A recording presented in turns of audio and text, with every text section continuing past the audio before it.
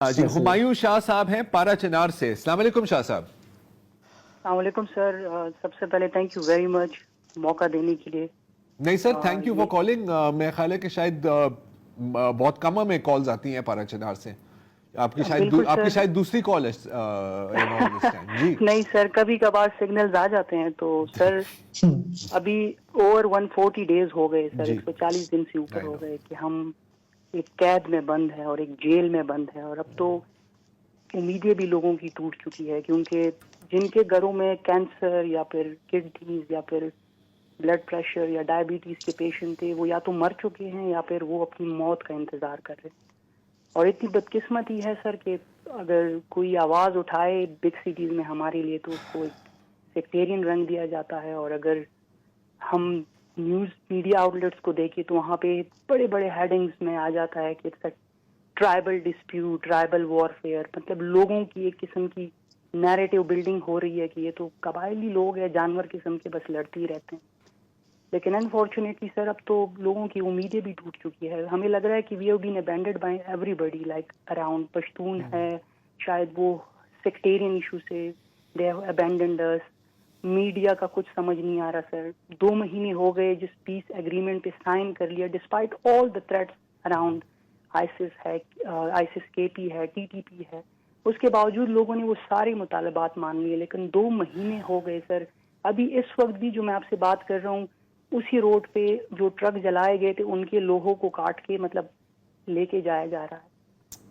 आखिर में सर क्या बनेगा इसका, मुझे तो समझ नहीं आ रहा। मैं सिर्फ एक रिक्वेस्ट करूंगा आपसे कि आप इस बात को, ये रिक्वेस्ट आगे बढ़ाएं कि काइंडली, हम वैसे भी मर रहे हैं सिसक सिसक के, थोड़ा थोड़ा करके, तो काइंडली हम पे एटम बॉम्ब यूज किया जाए कि हम एक ही ब्लो में मर जाए सारे, और हमारे ये जितना भी पेन और मिजरी है ये खत्म हो जाए। Because we are hopeless. In fact border के उस पार अफगानिस्तान में भी हमसे ज्यादा स्टेबिलिटी है, वहां पे भी लोगों के हुकूक है।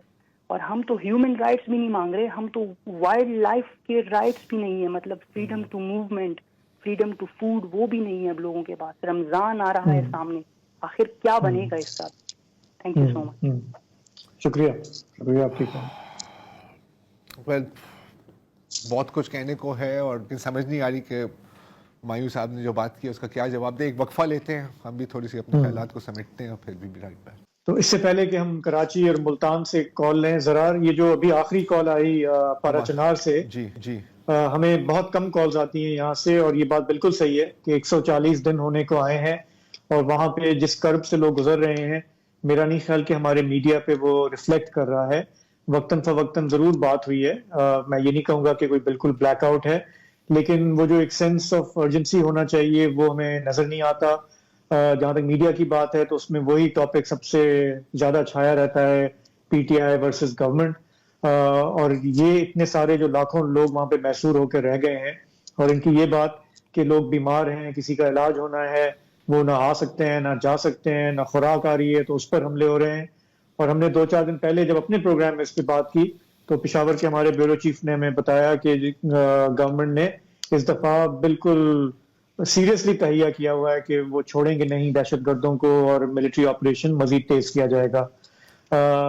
लेकिन इससे इससे आगे तो हमें देखें, वही बात है ना यार, टॉक इज चीप। हाँ, टॉक इज चीप। 150 दिन गुजर गए हैं और आपके मुल्क में एक ऐसा हिस्सा है जहां पर चंद मुसल्ला दहशतगर्दों ने एक पूरे एरिया को यरगमाल किया हुआ है, बिसीज किया हुआ है, कट ऑफ किया हुआ है। मीडिया अपनी जगह, रियासत कहाँ है? राइट, आई मीन कहाँ है जो सारी आपकी डिफेंस फोर्सेस हैं, जो आपकी इंटेलिजेंस एजेंसीज हैं?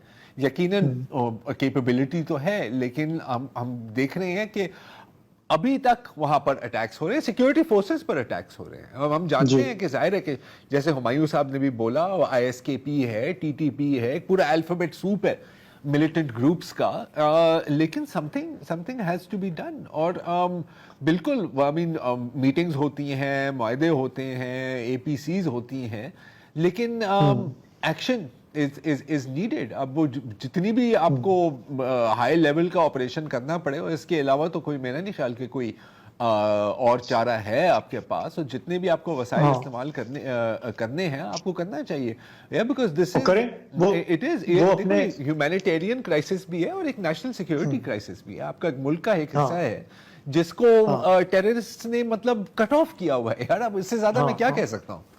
हाँ, वो हम यहाँ पे भी करें, और क्रॉस बॉर्डर जो जहां से वो आ रहे हैं, या जो अफगानिस्तान के जो वहां पे हालात हैं, उड़ा उससे दो। भी टैकल करने की जरूरत है। ये जो कंप्लेसेंसी है कि ये तो चलता रहता है, अगर कहीं पे ये सोच है तो दैट्स नॉट फॉरगिवेबल। तो नहीं, it's not. हम